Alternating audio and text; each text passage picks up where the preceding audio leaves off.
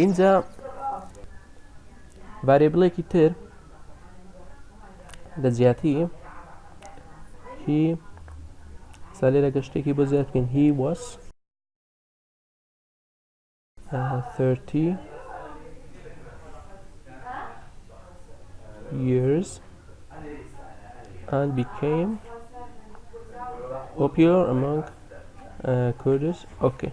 لە جیاتی ئەم سیە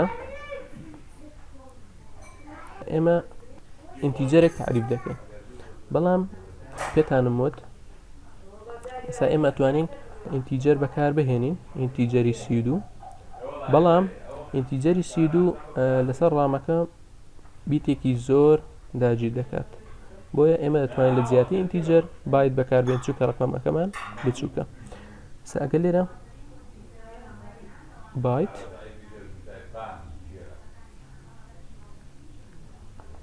بايت پێویستە ڤاریبڵەکان شین بن، کە شین نەبوو واتە ڤاریبڵەکە دواتر ئەیج با بنووسین. ئەیج لێرە ئەیجەکەی چەندە؟ وتمان سیە. سیمی کۆڵۆن دابخینەوە. ئێستا لە جیاتی ئەم سیە ئێمە ڕەشی دەکەینەوە، لێرە ئەم بەشە جیا دەکەینەوە وتمان ئەم دوو، لێرە دەنووسین ئەیج دواتر زائید. زۆر چاکە.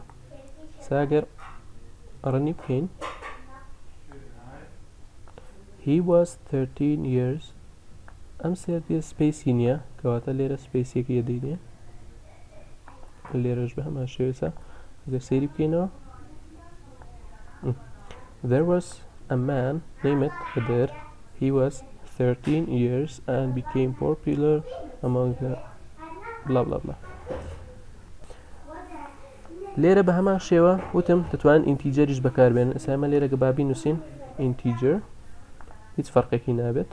ئەگەر ڕەنی بکەینەوە بە هەمان شێوە سی، بەڵام وەکو وتم باید بەکاربێن چکە ڕقەمەکەت بچووکە و لەسەر ڕامەکەت قەبارێکی کەمتر داگیر دەکات.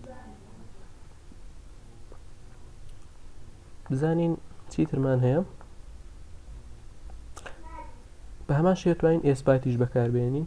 ئێسبایتیش ڕێنجەکەی لەنێوان ناقص 128 بۆ 127. لێرە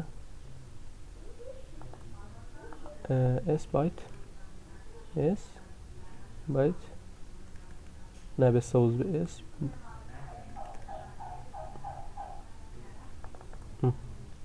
بەم شێوێ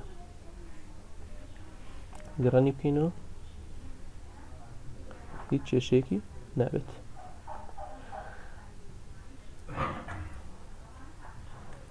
دانێکی ترمان هەیە ئەگەر بین پوینت بەکاربێنین، ڕقەمێک پوینتی لەگەڵ بێ 31.5 ئەگەر دانین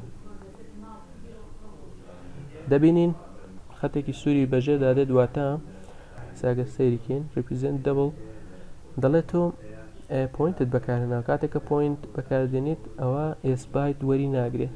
s byte ڕقەمێک وەرناگرێت کە پوینتی لەگەڵ بێت، بۆ ئەوە ئێستا ئێمە توانین دۆبڵ بەکار بهێنین، هیچ کێشێکی نابێت. دەبڵ بۆ ژمارانەیە کە پوینتیان لەگەڵە، بەڵام چی سایزێکی زۆر داگیر دەکات. ئۆکێ.